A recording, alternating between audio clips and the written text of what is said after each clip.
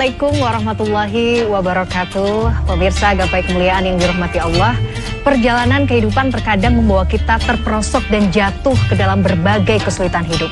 Ujian-ujian ini pun terasa berat bagi kita, dada seolah-olah menjadi sesak. Bumi yang begitu luas terhampar, seakan-akan juga menjadi sempit.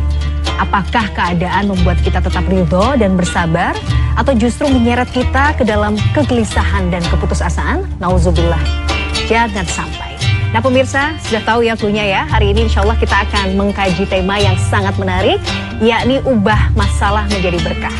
Seperti biasa saya tidak sendirian, sudah hadir bersama saya di studio ada Ustadz kesayangan kita semua, Ustadz Hilman Fauzi. Assalamualaikum Pak Hilman. Waalaikumsalam warahmatullahi wabarakatuh. Apa kabar? Sehat? Alhamdulillah sehat. Alhamdulillah. Tampaknya makin sibuk, semoga bisa memberikan manfaat lebih banyak ya. Amin, ya Rabbal Alamin. Terima kasih sudah hadir. Nah bagi Anda pemirsa yang juga memiliki pertanyaan, Anda bisa mengirimkan pertanyaan Anda, teks boleh, video juga boleh, melalui nomor WhatsApp yang tertera di layar kaca. Anda juga berkesempatan untuk bertanya langsung pada Ustadz Hilman melalui sambungan Zoom yang nanti akan ditentukan oleh tim Gapai Kemuliaan. Hilman, tema kita ini ubah masalah menjadi berkah. Mungkin yang selalu kita ulang-ulang ya, sebenarnya kan hakikat hidup itu kita seolah-olah berganti dari satu masalah ke masalah yang lain. Kadang-kadang mungkin kita bertanya, kenapa sih Allah itu harus memberikan masalah kepada hambanya? Kalau Allah mau sebenarnya, ya udahlah hidup tenang, bahagia di dunia, semua serba mudah gitu. Tapi sebenarnya apa hakikatnya atau apa hikmahnya Allah itu menciptakan kita dengan diliputi juga oleh berbagai macam masalah? Sebenarnya tujuan Allah tuh mau ngapain sih buat kita tuh mau apa? Tafadhol. Iya, Masya Allah, tabarakallah. Bismillah, alhamdulillah, wassalatu wassalamu ala rasulillah, la hawla wa la quwata illa billah. Pemirsa cintai Allah, mudah-mudahan kita semua dalam keadaan sehat walafiat. Amin. Dan sebanyak apapun masalah yang kita punya, seberat apapun ujian yang kita terima, mudah-mudahan Allah kuatkan hati dan tubuh kita untuk melewati setiap ujian yang Allah datangkan kepada kita. Amin. Bicara tentang ujian hidup, bicara tentang masalah hidup, sering Hilman sampaikan Mbak Mila bahwa di antara ciri kehidupan dunia itu adalah tempatnya masalah, tempatnya ujian. Jadi kalau hidup nggak mau punya masalah, ya jangan hidup ya. Karena ciri orang hidup itu berarti punya masalah. Sebagaimana Allah sampaikan dalam Al-Quran di surat Al-Muluk ayat 2. A'udzubillahi minasyaitonirrajim. Bismillahirrahmanirrahim. Alladzi khalaqal mauta wal hayata liyabluwakum ayyukum ahsanu amala wa huwal azizul ghafur. Dialah Allah yang menciptakan kehidupan dan kematian itu sebagai apa? Sebagai ujian. Jadi ujian itu dihadirkan sebagai tanda seseorang itu sedang mengarungi kehidupan. Nah pertanyaannya, apa yang Allah lihat dari ujian itu? Ternyata bukan seberapa banyak ujiannya, bukan seberapa besar ujiannya, tapi yang Allah lihat adalah ayyukum ahsanu amala. Siapa yang paling baik di antara kamu amalnya atau sikapnya dalam menghadapi ujian itu. Maka kalau ada orang yang ikut ujian, hasilnya tidak lulus, yang salah bukan soal. Yang salah pasti adalah jawabannya. Betul? Kita yang mungkin gak punya preparationnya ya. Mungkin sikap kita yang salah. Sama dalam hidup, kita dikasih masalah, yang salah bukan masalahnya, tapi cara kita menghadapi masalah. Bahkan kalau kata Hilman, masalah itu singkatan, masa mengenal Allah. Betul Karena disadari atau tidak, biasanya manusia itu punya kecenderungan kalau lagi dikasih masalah bisa lebih dekat sama Allah, bisa lebih taat sama Allah. Berarti kita pahami masalah itu adalah cara Allah menyapa kita gitu, cara Allah mengingatkan kita untuk kembali kepadanya. Mungkin selama ini kita jauh dari Allah. So poinnya, tidak ada masalah dengan masalah.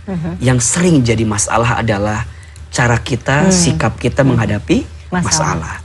Maka nanti Mbak Mila ada 5 karakter manusia dalam menghadapi masalah. 5 orang. 5 karakter. Sorry. Kita nggak tahu masuk kategori yang mana. Mbak Mila, Hilman, dan pemirsa boleh kita cek sama-sama.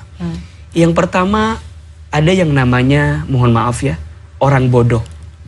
Sibuknya mengeluhkan masalah, mengeluhkan ujian. Kenapa orang yang mengeluh dengan ujian itu disebut orang bodoh? Karena dia nggak ngerti apa hikmah yang sedang Allah titipkan di balik ujian itu. Nanti kita jelaskan apa hikmahnya dan apa kabar bahagia dari Allah untuk kita yang sedang diuji. Yang kedua, ada orang kecil sibuknya membesarkan masalah. Ya, ada orang kerdil sibuknya membesarkan masalah. Masalah kecil karena dihadapi dengan sudut pandang yang kecil, ujungnya jadi besar. Ada yang ketiga, orang biasa sibuknya membicarakan masalah. Setiap ketemu dia bawaannya curhat, ngeluh, bawaannya misalnya, ngeluh. ya. Nah, ini orang biasa. Jadi biasa orang ngeluh tuh biasa. Ada yang keempat, orang besar sibuknya mengatasi masalah. Dia nggak tahu masalahnya apa, yang penting solusi aja. Jadi fokusnya pada solusi. Solusi. Walaupun barangkali tidak semua masalah butuh solusi. Kadang membutuhkan hal yang lain dibanding solusi. Nah, ada yang kelima. Kita berharap ada di golongan yang kelima ini. Siapa yang kelima ini? Ada orang beriman. Sibuknya naik derajat dengan masalah. Masya Allah. Jadi ketika diuji, ketika diberikan masalah, itu menjadi jalan bagi dirinya meningkat derajatnya di hadapan Allah Subhanahu wa taala. Kita evaluasi, kita masuk kategori yang mana tuh? Jangan-jangan malah mungkin di dua yang awal ya. Iya. Bisa jadi kita menjadi orang yang kerdil atau orang yang bodoh yang masih mungkin sibuk. Ini kenapa sih gitu? Seolah-olah bertanya, kenapa sih Allah tuh nggak sayang ya sama saya gitu. Padahal hakikatnya sebenarnya masalah itu adalah itu tadi ya, tanda sayang. Iya. Oke, tanda sayang kalau kitanya paham. Iya, makanya nanti ada 5 kabar bahagia. 5 kabar bahagia dari Allah untukmu yang sedang diuji. Jadi kalau ada pemirsa yang lagi diuji, Bamila, AA juga barangkali yang lagi diuji, tolong ingat-ingat 5 kabar bahagia ini yang Allah hadirkan kepada kita. Kenapa saya menyebutnya ujian itu kabar bahagia? Karena Allah yang menyampaikan seperti itu.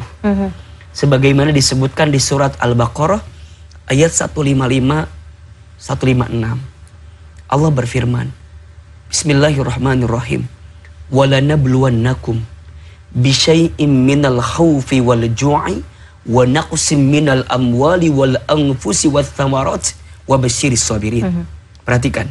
Dan kami akan menimpakan kepada kamu sekalian dengan ketakutan dan kelaparan dan kekurangan harta dan kegoncangan jiwa dan buah-buahan sebagai apa? Wa basyir, sebagai kabar gembira. Bagi siapa? As-sabirin, bagi orang yang sabar.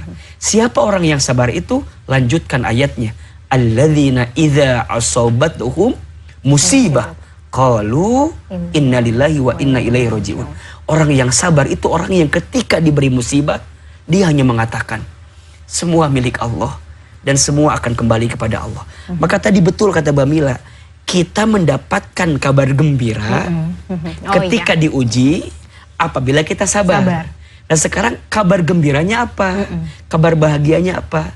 Barangkali nanti kita akan bahas lebih dalam. Lebih dalam di segmen berikutnya. Siap. Pemirsa jangan kemana-mana, Gapai Kemuliaan masih akan kembali setelah jeda yang satu ini. Tetaplah bersama kami.